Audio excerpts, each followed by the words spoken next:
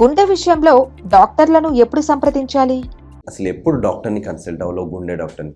చాలామంది ఇబ్బంది పడుతుంటారు తెలియకుండా ఎక్కడెక్కడ వెళ్ళి.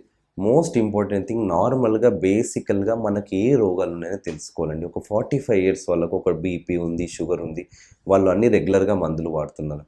కొంతమందికి నడుస్తుంటే ఆయాసం వస్తుందంటారు.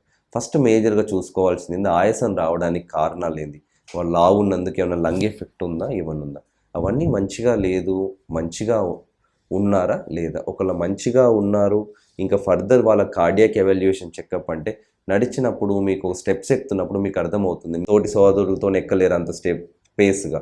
సో సార్ నాకు నొప్పి వస్తుంది, వెక్కంగానే ఆయాసం వస్తుంది, చెమటలు వస్తున్నాయి, ఇక్కడ దవడ కింద నొప్పి వస్తుంది అనేది, ఇవన్నీ ఏంటంటే అన్స్టేబుల్ యాంజైనా, క్రోనిక్ స్టేబుల్ యాంజైనాస్ అంటుంటాం.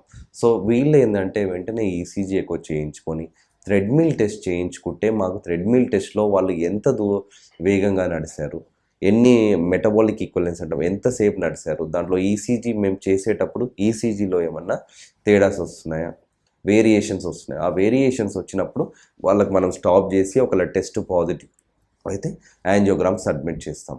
నార్మల్గా ఒక పేషెంట్ ఉన్నారు, నేను రోజు ఒక 1 అవర్ వాకింగ్ చేస్తున్నాను సార్, నాకేం ఇబ్బంది లేదంటే, వాళ్ళకి బీపీ షుగర్ ఏం లేదంటే రెగ్యులర్గా వాళ్ళకి ఏమీ అవసరం లేదు. ఒక 45 ఇయర్స్ తర్వాత షుగర్ చెక్ చేసుకుంటే చాలు, ఉందా లేదా ఫ్యామిలీ హిస్టరీ అని తెలుసుకోవడానికి. ఇంకొక పేషెంట్కి వెంటనే చాలామంది క్రోనికల్గా బీపీ షుగర్ ఉంటుంది, వాళ్ళ ఫ్యామిలీ హిస్టరీలో హార్ట్ ప్రాబ్లం ఉంటుంది. సార్ నాకు ఎప్పుడు నొప్పి వచ్చినా నేను ప్యాంటాప్ వేసుకుంటాను, యాంటాసిడ్ తాగుతుంటాను, ఈనో తాగుతుంటాను, తగ్గుతూ ఉంటుంది.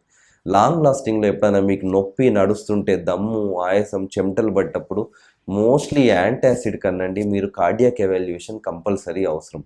దీస్ ఆర్ ద డయాబెటిక్ పేషెంట్స్లో నార్మల్గా వచ్చే పేషెంట్స్ కన్నా నొప్పి రాకపోవచ్చు, వాళ్ళకు యాంజైనా ఈక్వలెంట్ ఆయాసం వస్తుండొచ్చు, కొంచెం స్వెట్టింగ్ తక్కువగా వస్తుండొచ్చు, వాళ్ళు మాత్రం కొంచెం కాషియస్గా ఉండాలి.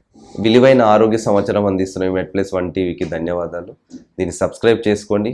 ఫ్యూచర్గా వచ్చే టాక్స్ అవన్నీ వినండి. ఫ్యూచర్ ఈ ప్రివెంటివ్ బెనిఫిట్స్, హెల్త్ బెనిఫిట్స్ ఇవి నార్మల్ లోకల్ పీపుల్కి చాలా అవసరం అండి. రెగ్యులర్గా సబ్స్క్రైబ్ చేస్తే చూస్తూ ఉండండి. It will helpful for you.